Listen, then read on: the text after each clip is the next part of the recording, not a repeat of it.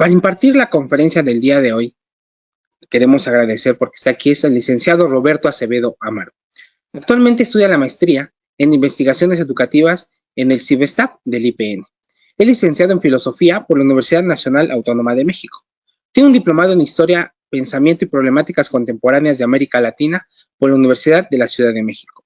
Tiene un diplomado en historia de México del siglo XVI y al siglo XX por la Dirección General de Estudios Históricos del Instituto Nacional de Antropología e Historia.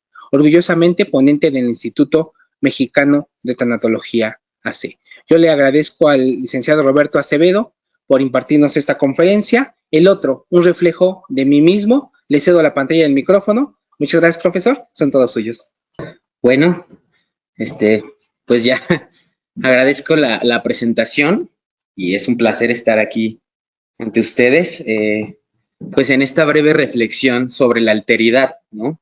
Y vamos a empezar desde algunos problemas. Antes que nada, vamos a tratar de especificar de qué va a ir esta breve charla, ¿no? Más que una ponencia y más que pues sí, una exposición académica, me gustaría más bien llegar a establecer reflexiones sobre, pues eso, la alteridad o la otredad también conocida, que pues algunos de ustedes ya sabrán lo que significa. Sin embargo, por la diversidad de este instituto, a veces es necesario pues regresar a algunos conceptos importantes, pues para dejar claro de qué nos estamos refiriendo. La mayoría de las personas, yo me he encontrado al trabajar en el instituto, que hay una variabilidad pues muy grande y muy notoria de perfiles de participación. ¿Esto qué significa? Que hay desde doctorantes, ¿no? Desde personas que estudian el doctorado en alguna institución de renombre, hasta personas que se inscriben y participan desde pues conocimientos básicos o educación básica, ¿no? Entiéndase primaria, secundaria y recientemente bachillerato, por lo que de momento o por momentos podría parecer un poco básica, ¿no? La conferencia, pero es muy enriquecedora porque lo que se busca es una reflexión sobre la otredad, ¿no? Pero esta reflexión no se va a quedar en, digamos, en la nada, en la no operativización, sino que se va a buscar cómo podemos utilizar estas reflexiones sobre la alteridad en nuestra cotidianidad, pero no solo a través de las relaciones interpersonales, sino más bien a gran escala. Entiéndase gran escala, pues nuestro contexto social, ¿no? Cómo operativizar la interacción interpersonal que lleva al pues a la otredad, pero aplicada a un sistema, digamos, político. Ok, me gustaría comenzar con este epígrafe, ¿no? Sabemos que no es un texto, pero me gustaría leerlo porque creo que representa muy bien la metáfora de esta conferencia. Barbarie, así es de hecho. Lo decimos para introducir un concepto nuevo, positivo de barbarie, positivo. ¿A dónde le lleva al bárbaro la pobreza de experiencia? Le lleva a comenzar desde el principio, a empezar de nuevo, a pasársela con poco, a construir desde poquísimo y sin mirar ni a diestra ni a siniestra. Y eso es lo que viene a proponer esta conferencia, a utilizar los nuevos conceptos, pero operativizados hacia nuestra construcción social, a tratar de entender desde nuevos paradigmas, desde nuevas tierras, lo que significa el otro y la sociedad, ¿de acuerdo? Entonces, este es un libro muy bonito de Benjamin y que se queda ahí de tarea. Bueno, ahora sí, abramos esta conferencia especificando que este trabajo fue presentado en una publicación independiente en 2017 y buscaba defender el consenso. Vamos a ver más adelante qué son estos conceptos, como un sistema político real, ¿de acuerdo? Conceptual y teóricamente aplicable a lo social. Vamos a ver algunas problemáticas del consenso. Bueno, continúo. El objeto entonces es reflexionar sobre una visión positiva, aunque idílica, de nuevas normas de comportamiento social que implican, por esto, alternativas en la concepción de los sujetos. Cambiar nuestro contexto social desde esta propuesta es una reflexión. También implica cambiar la visión y la construcción personal de los individuos. Y eso es muy complejo de hacer. A grosso modo, en general, digamos, se está entendiendo consenso aquí como un acuerdo entre todos los miembros de un grupo de personas. Necesariamente suponemos relaciones entre estas personas y aquí es donde entra en juego el concepto de alteridad o la idea de alteridad o de otredad. ¿Qué pensamos cuando escuchamos consenso?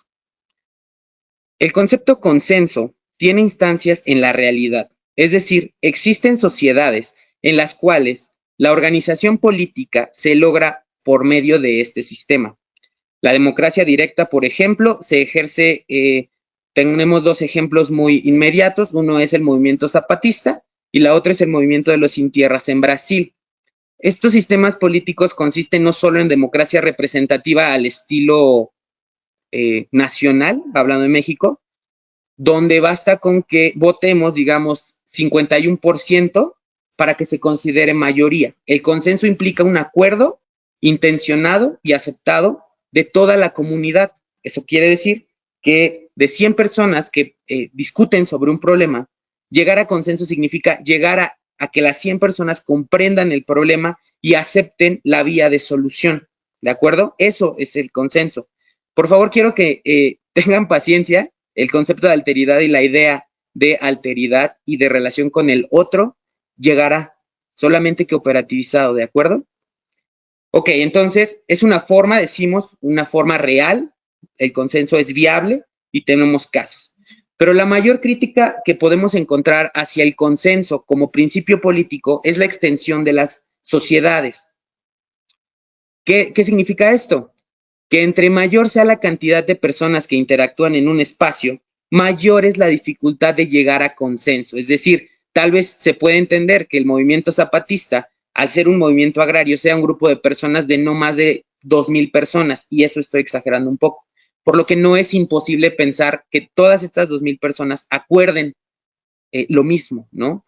Si pensamos ya en una delegación, pues ya estamos hablando de algunos miles, y así podemos hacer la escala, sacar la escala y llegar a, pues a pensar que en un país con 132 millones, hasta la última vez que revisé, millones de personas, que es en México, pues un consenso se torna imposible. Es imposible que 132 millones de personas acuerden un problema y así la resolución del mismo, ¿no?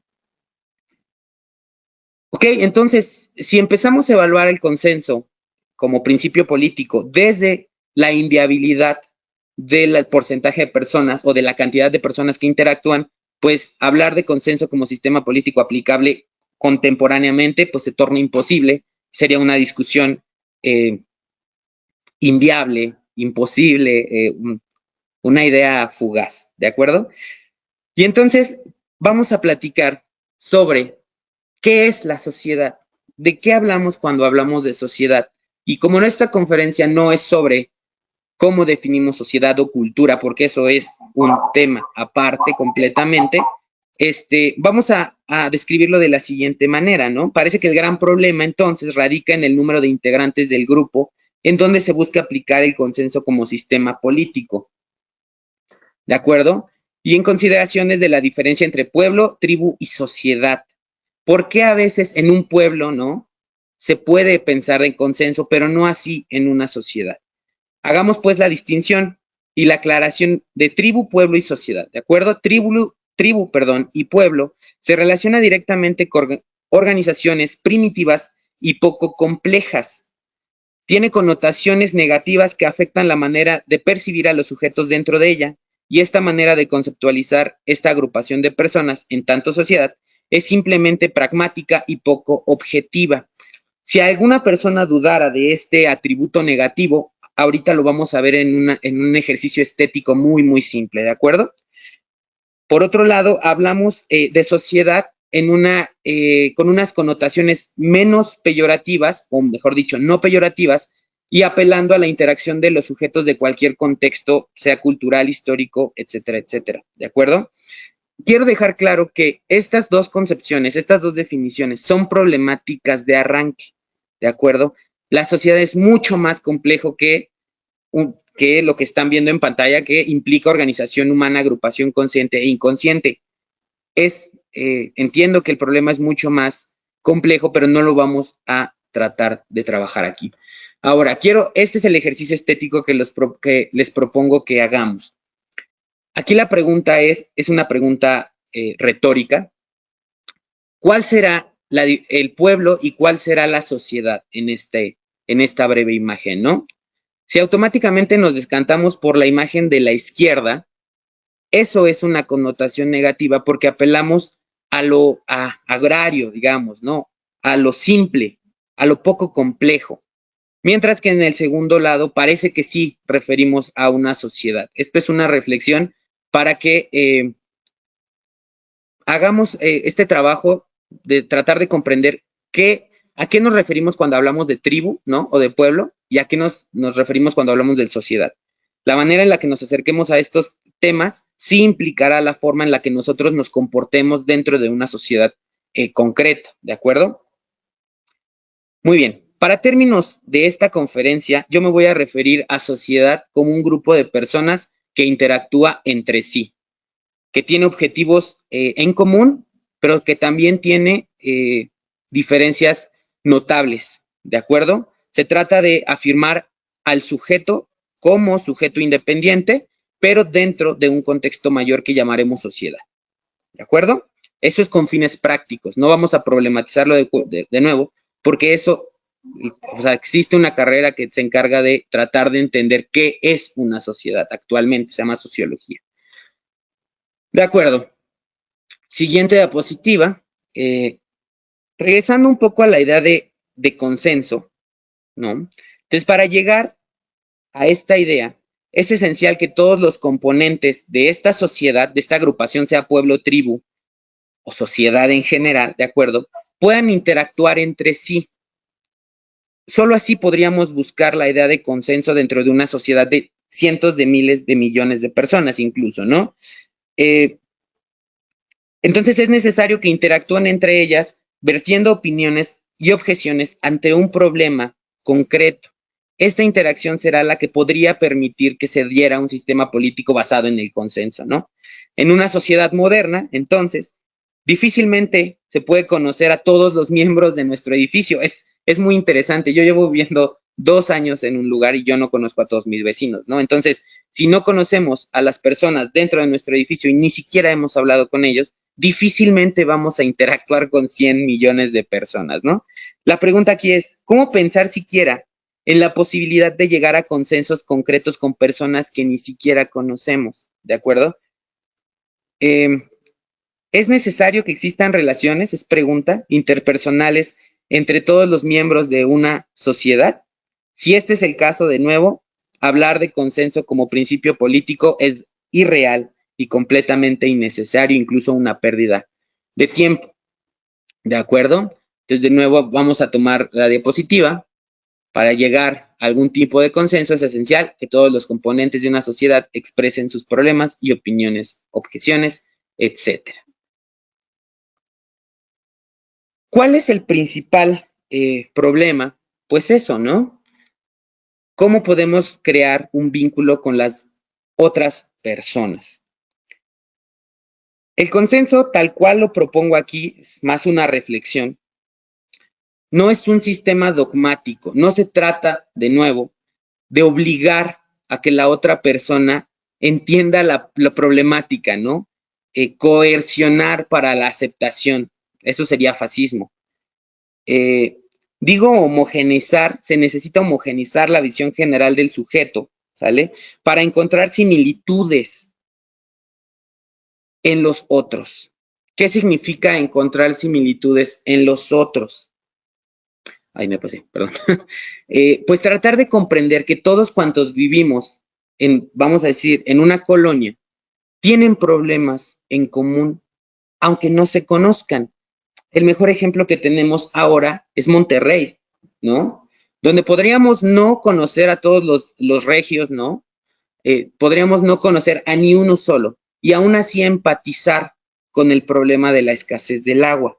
El problema es por cómo podemos empatizar con un problema que no nos es inmediato a través de la experiencia y la educación, que es lo que vamos a tratar de proponer más adelante. Entonces vamos a hacer un pequeño, digamos, un resumen de lo que está divirtiéndose aquí, porque parece bastante complicado pensar todo esto. Decimos entonces que el consenso puede ser un principio político, es decir, poder llegar a un acuerdo total entre todos los miembros de una sociedad es posible. Esa es la propuesta. Las interrogantes son las que estamos viendo en pantalla. ¿Cómo me puedo preocupar por alguien que no conozco? ¿Y es necesario, de hecho? Pues no, basta con que entendamos que todo integrante de una sociedad posee características similares en la diferencia. Y aquí empezamos a dibujar un poco el concepto de alteridad. Alteridad, por un lado, va a tratar de encontrar las semejanzas en las diferencias. No se les olvide esta proposición que veremos más adelante, ¿de acuerdo? Muy bien. Ahora, ¿qué es lo que propone este trabajo? Este trabajo propone lo siguiente: entender el consenso de forma utópica, ya no como un sistema político objetivo que tiende hacia una metafísica, sino como un mero proceso. Es algo irrealizable, pero que produce el movimiento, la conciencia y la constante aspiración a lograr algo. Consenso debe ser entendido como porvenir, algo que deseamos como sociedad y como individuos y que requiere de una preparación tanto social como individual.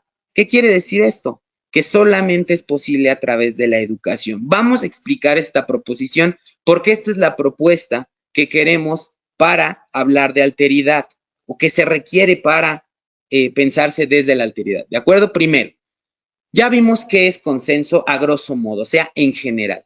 ¿De acuerdo?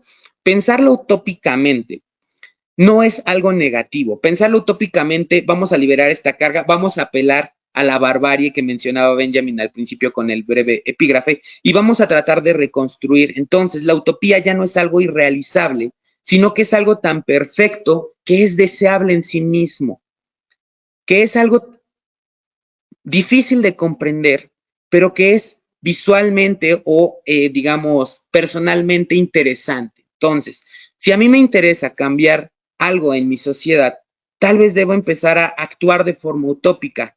Y aquí entran proposiciones muy interesantes. Por ejemplo, esto a mí me pasa, no voy a decir a quién se lo escuché, porque es una miembro de mi familia, pues, pero yo decía, ¿por qué tiras basura en la calle? Todo el mundo lo hace. No importa, no pasa nada, una botella más, una botella menos. ¿De acuerdo? Si todos pensáramos así, solamente con que tiráramos una botella, ¿no? Cada uno de los mexicanos, pues ya con eso tendríamos 136 millones de botellas tiradas en algún lugar. Y eso ya es mucho, ¿no? Entonces, pensar utópicamente o pensar el consenso de forma utópicamente significa pensarlo desde la irrealidad. Ok, yo ya sé que interactuar con todas las personas es imposible y sin embargo lo voy a intentar hacer. Voy a intentar trabajar desde la trinchera, ¿no? Desde la personalidad, desde lo individual y vamos a tratar de modificar los comportamientos sociales. Y de nuevo, un buenos días, ¿de acuerdo? Pues se reproduce 136 millones de veces y eso ya no es poco. Espero estar siendo claro con esto. Eso significa trabajar de forma utópica. Ya no se significa aquí, lo estamos resignificando, no significa solamente pensar que es imposible y se acabó. En ese sentido, por eso es proceso, ¿de acuerdo? Porque en tanto utópico e irrealizable, todo cuanto yo hago para mejorar la sociedad está encaminado poco a poco a un fin de mejora social. Y es por eso que cuando yo llegue a la sociedad que deseo, ¿no? Por ejemplo, a mí me gustaría como profesor que todas las personas en México tuvieran acceso a la educación mínima, que sería en este caso la media superior, y que no solo fuera acceso, sino que tuviera calidad. Esperemos que eso no sea irrealizable, trabajemos juntos los profesores y lleguemos a esa posibilidad.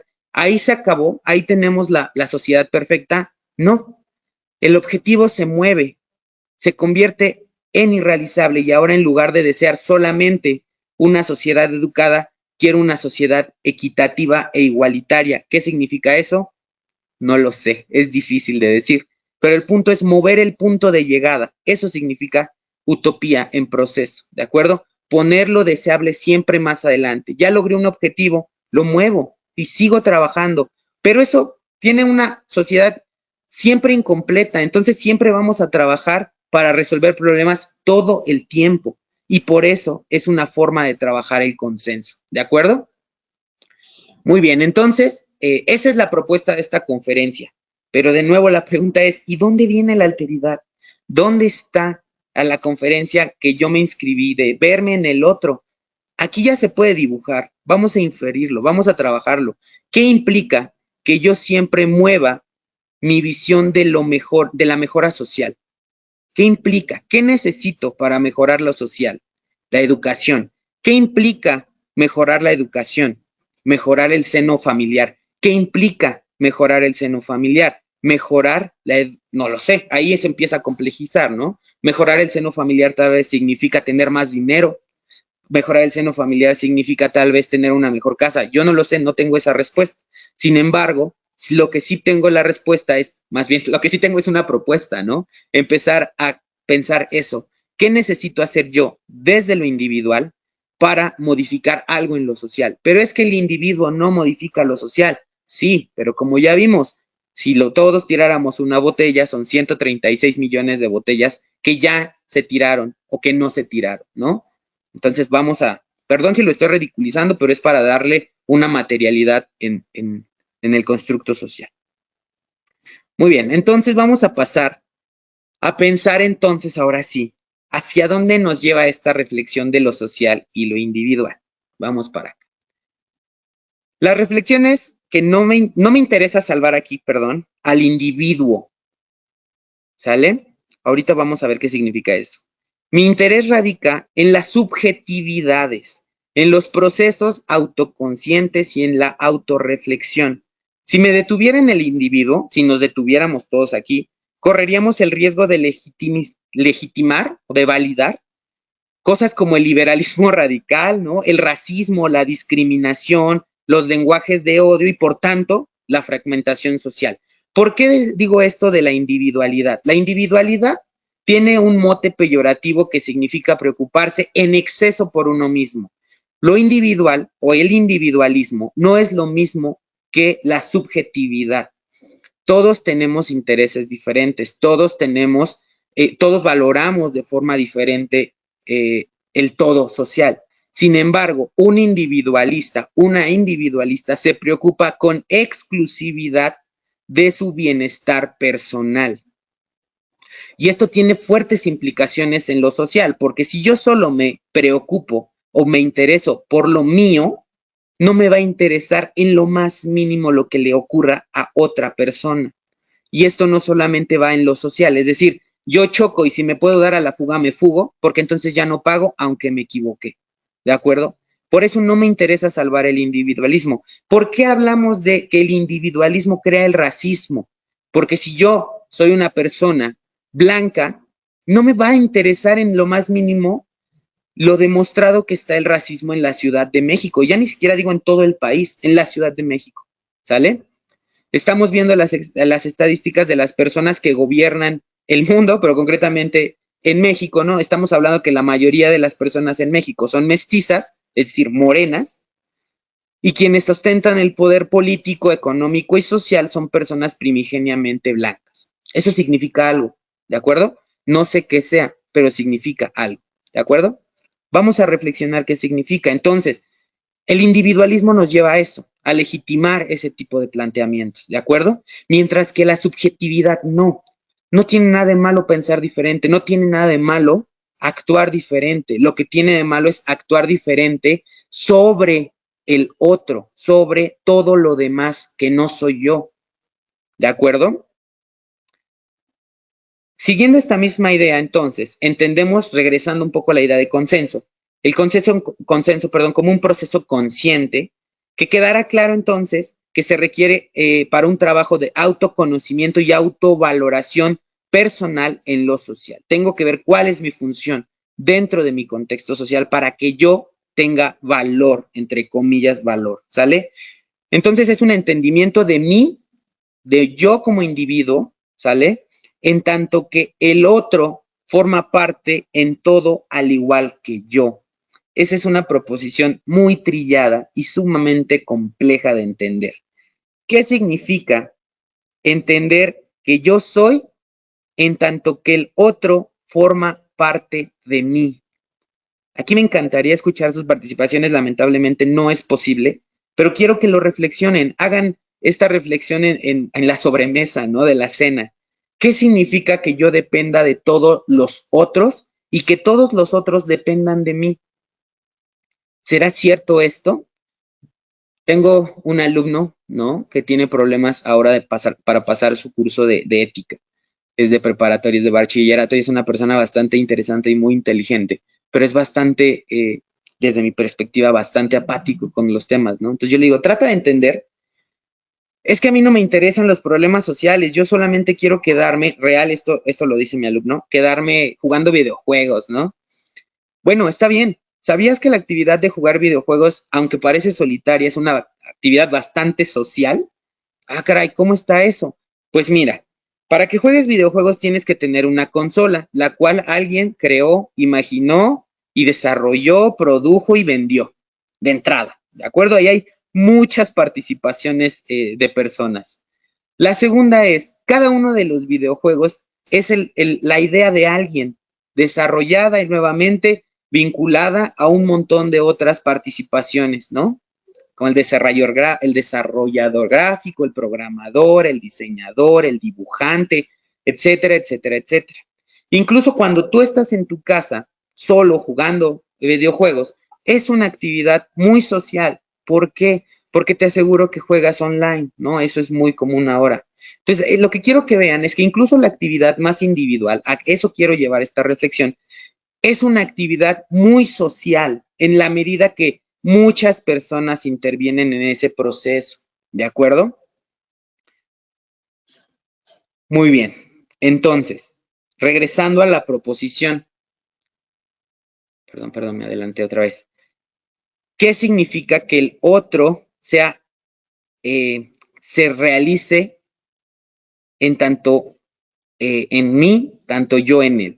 Pues que yo dependo al mismo tiempo que todas las demás personas dependen de mí. Eso es una cosa súper bonita y muy, muy complicada, ¿no? Por eso, como no soy la autoridad en este tema, me fui con autoridades del tema, ¿no? Y entonces hay una persona que se llama Levinas, aunque no es el único, ya veremos un poquito más. En Humanismo de otro hombre, en 1974, aunque este pensamiento no se crea en esta parte, que decía esto, entender a lo otro bajo una responsabilidad moral, un total desapego del egoísmo de mis intereses personales, es una entrega de mí en el otro. De nuevo, es un desapego del egoísmo, ¿sale? Que me permite ontológicamente fundarme en el otro. Y creo que es súper importante definir qué es ontológico en este contexto. Ontología, es una rama de la filosofía.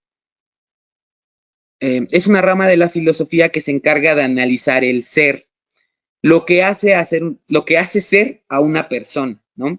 Este ejercicio es muy bonito hacérselo a las personas de bachillerato porque le pregunto, ¿qué eres? ¿Quién eres? Ah, soy Rodrigo o Marco o Pablo. Perdón si atino a un nombre, no es personal. Me llamo Rodrigo, vamos a decir. Ah, ok, no te pregunté tu nombre, te pregunté, ¿quién eres? Ah, pues soy Rodrigo Gutiérrez. No. A ver, esa no es la pregunta. Si esa fuera la pregunta, te preguntaría, ¿cómo te llamas? ¿Quién eres? Ah, ¿a qué se refiere con esta pregunta? Sí, ¿qué dirías que eres? Ah, pues soy estudiante de bachillerato. Eso haces. Y así te llamas. ¿Qué te gusta? No, me gusta tal cosa. ¿Eso crees que te hace ser lo que eres? ¿No? Y entonces es una reflexión muy bonita porque son cosas que nunca nos detenemos a pensar. ¿Qué soy? ¿No? La mayoría de las personas que conocen de estos temas remiten a decir, soy una persona, soy un ser racional que interactúa con otros seres y que por tanto creamos sociedades. Y eso no carece de verdad, ¿de acuerdo? Sin embargo, es muy simple porque eso nos hace muy similares a todos. Si decimos que somos seres humanos racionales, que tienen deseos, que tienen placeres y que padecen, entiéndase negativo o positivamente padecer, pues entonces todos somos iguales, ¿cierto? Ahí no hay una gran diferencia entre todos. Sin embargo, El padecimiento, ¿no? No es igual en todos. El deseo no es igual en todos. El dolor no es igual en todos. Incluso si nosotros platicáramos o tuviéramos la oportunidad de charlar en una cena y tratáramos de explicarnos el uno al otro, ¿qué sientes cuando sientes dolor? Vamos a pensar o vamos a trabajar desde la noción que tenemos ideas similares desde dolor o del dolor, pero eso no garantiza, compañeros y compañeras que me escuchan, que estemos entendiendo al 100% el dolor que sentimos el uno del otro, ¿no? Es decir, yo puedo decir, es que murió mi padre y me dolió muchísimo, pero tal vez yo no era tan cercano con mi padre. Y entonces una persona se me acerca y me dice, comparto tu dolor, porque también murió mi padre, pero él era muy cercano a él, era su mejor amigo. Y entonces aquí la pregunta es, ¿será que sentimos igual el dolor? No lo sé, sería como una reflexión interesante, ¿cierto? El asunto aquí es que, o lo que nos hace poder comunicarnos a los dos, es que los dos sentimos dolor. No sabemos si exactamente igual y de hecho nunca lo sabremos, porque no podemos estar en el zapato del otro al 100%. Pero lo que dice Levinas es que si tratamos de hacer un ejercicio de desapego total al egoísmo, tal vez comprendamos de forma más clara lo que el otro siente. Y por tanto, me voy a preocupar por su dolor, aunque no sea el mismo que el mío. Espero estar siendo claro aquí. Esa es la propuesta de la alteridad. La alteridad es esto: concebir al sujeto, al otro, a los otros, a las otras, que bien no sé qué son, no sé cómo actúan y no sé qué sienten, pero si sienten la mínima parte de lo que sienten cuando yo siento dolor, entonces puedo entenderme con esa persona, ¿no? Eso significa ontológicamente, a eso quiere llegar. No solamente es un trabajo mental, sino es un trabajo va más allá de lo emocional, ¿no? Es un trabajo racional, es un trabajo emocional, es un trabajo espiritual, si lo quieren llevar a ese aspecto. Y esto lo pueden llevar a su día a día. Cuando tengan, ojalá no sea pronto, tengan la necesidad de conversar con una persona sobre el dolor de la pérdida de un familiar o sobre el dolor físico por una enfermedad incurable, no lleguen a decir que entienden su dolor, porque no lo hacen, ¿de acuerdo? No pueden hacerlo. Acompañen a la persona, desapéguense del egoísmo y traten de estar como seres humanos a un lado de él, pero no finjan que pueden entender ese dolor. Incluso si piensan que es el mismo dolor que ustedes sintieron, eso puede ser o puede entenderse como una actividad egoísta, ¿no? ¿Por qué vas a sentir tú lo mismo? Tú no conocías a mi papá era el mejor del mundo. Tú no sabes lo que siento, no me vuelvas a decir eso. Ese es el problema, ¿de acuerdo? Muy bien. Es todo un problema, es todo un tema, por cierto. Muy bien, entonces avanzamos un poquito, me avancé de más, perdón. Soy muy malo con esto. Ok, entonces decimos que la alteridad es tener la responsabilidad moral con respecto al otro. ¿Qué quiere decir esto? Cuando yo soy consciente que el otro, la otra, depende de mi comportamiento, cuando no lo tomo en cuenta o no la tomo en cuenta, estoy actuando de forma moralmente calificable, por no decir actuar moralmente mal, porque yo ya sé qué siente y yo ya sé que mis acciones los afectan de forma directa o de forma indirecta. Entonces, cuando no los tomo en consideración, mis actos son evaluables, ¿de acuerdo? Son evaluables y pueden ser evaluados tanto de forma positiva como de forma negativa, ¿de acuerdo? Entonces, leo otra vez esta parte rapidísimo. Yo tengo una responsabilidad moral con respecto al otro. Debo realizarme individualmente, no significa individualismo, no lo pierdan. Debo realizarme en el otro. Decimos entonces que esta responsabilidad es moral porque se juega en el bienestar de los demás. Es decir, para que yo me realice plenamente como sujeto, debo asegurar que el otro se encuentre bien. Entonces, vamos a tratar de ir haciendo algunos vínculos. El consenso. ¿Por qué hablamos de consenso? El consenso como proceso apela al sujeto en un sentido bilateral. ¿Qué significa esto? De aquí para allá, como de allá para acá, ¿de acuerdo? De un lado supone que el sujeto es consciente de las relaciones de las que depende y que son inextricables a él. Inextricables significa que no se pueden separar, que no se puede renunciar a ello, ¿de acuerdo? El sujeto entiende su pertenencia a un conjunto, ¿vale? Que no importa cuántas personas convivan en ese conjunto, lo llamamos aquí sociedad. Por otro lado, y bajo la explicación planteada anteriormente, el otro también me necesita, pues yo también me realizo como sujeto en él, como él en mí, ¿de acuerdo? Se entiende entonces que para la realización del consenso es necesaria una reducción o reeducación, mejor dicho, total, una desvinculación del ímpetu que nos lleva a realizarnos como sujetos independientes, individualizados y distintos cualitativamente, pero con necesidades particulares, únicas, tanto emocionales como económicas, como de muchos tipos que en este momento pues no puedo reparar en todas ellas. ¿De acuerdo? Muy bien. Otra persona que trabaja sobre el concepto de alteridad, Levinas, se los recomiendo mucho. El humanismo de otro hombre es un libro de filosofía bastante denso, pero al mismo tiempo con un lenguaje bastante digerible para cualquier persona. Trabaja desde ideas muy interesantes, ¿de acuerdo? Otra persona que ha trabajado desde esta idea de la alteridad, desde la otredad, es Emmanuel Kant o Immanuel Kant, en Fundamentación de la Metafísica de las Costumbres. A Kant se le conoce principalmente porque es un racionalista, ¿no? ¿Y qué significa racionalista? Que pone sobre cualquier otra condición humana a la razón. No le interesan mucho las emociones, ¿no? Dice, si algo es racional, se puede evaluar y por lo tanto le interesa el conocimiento. Si no se puede evaluar, lo desechamos.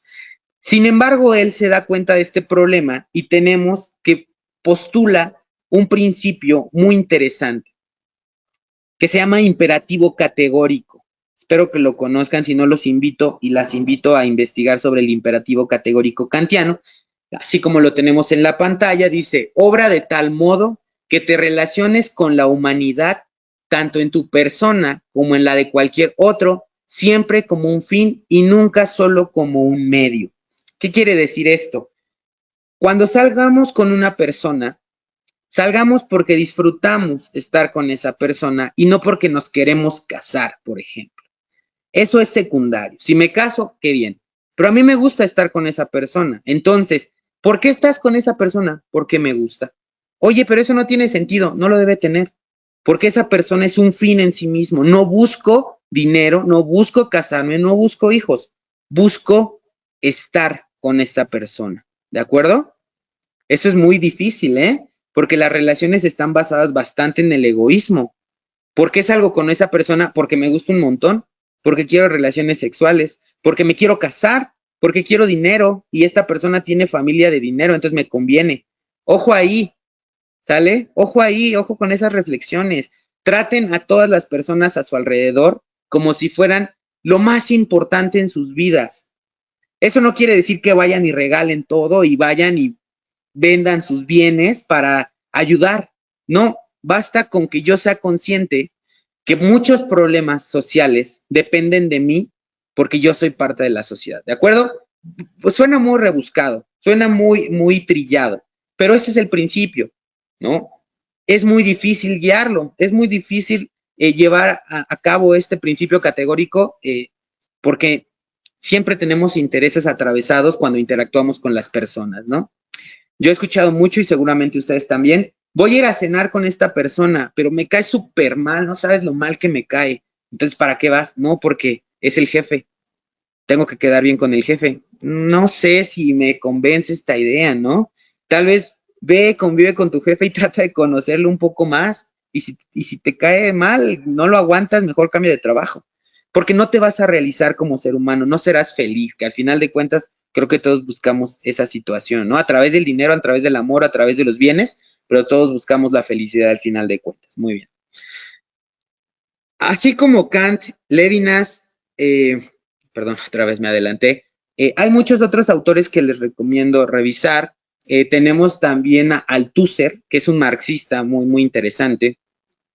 Pero más allá de marxista, también trabaja desde la vinculación del desarrollo económico a través de la alteridad. ¿Cómo podemos los seres humanos, desarrollando al otro, crear bienes económicos? No de forma interesada, sino más bien preocuparnos por el desarrollo y el bienestar de los otros para que se cree una comunidad económica. No es mucho más complejo que eso. Otra persona también que maneja el concepto, que trabaja desde el concepto de alteridad, es Ernest Bloch, ¿sale? En Principio de Esperanza. Anótenlo si quieren. Ernest Bloch, El Principio de Esperanza. Son 3 libros súper buenos que trabajan sobre la idea de alteridad como actividad política tal cual se está planteando aquí. Muy bien. Entonces nos acercamos un poco al final. Nos quedan unos cuantos minutos que yo quiero invitar a reflexionar de nuevo. Esta conferencia es muy discutible, tiene muchos huecos, pero lo que quiere incentivar son 3 cosas. El primero es que empiecen a trabajar sobre la idea de sociedad. ¿Qué entiendo por sociedad y cómo me vinculo con ella?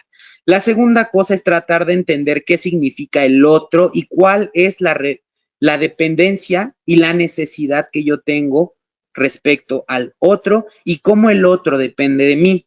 Y la tercera situación es este principio, esta alteridad se puede aplicar a niveles no solamente interpersonales, sino que se puede llevar a grados mayores como principios políticos y principios económicos, ¿de acuerdo?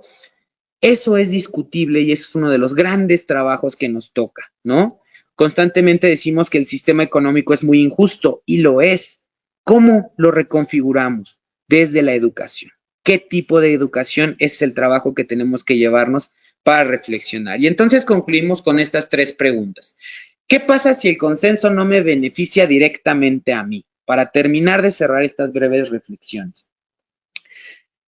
No debería importarme si las decisiones tomadas no me benefician directamente a mí, mientras beneficien a cualquier otro.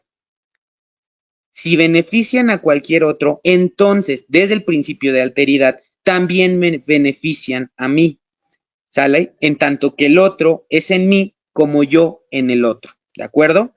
La segunda pregunta es, ¿cómo establecer un consenso en una sociedad moderna, entiéndase, de gran cantidad de personas y con una diversidad enorme de formas de pensar y de concebir el mundo?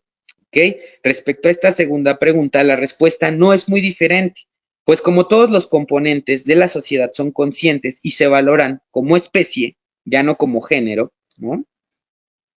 Y no como individuos tampoco, al entablar una conversación que busca la resolución concreta de algún problema, todos son responsables de todos.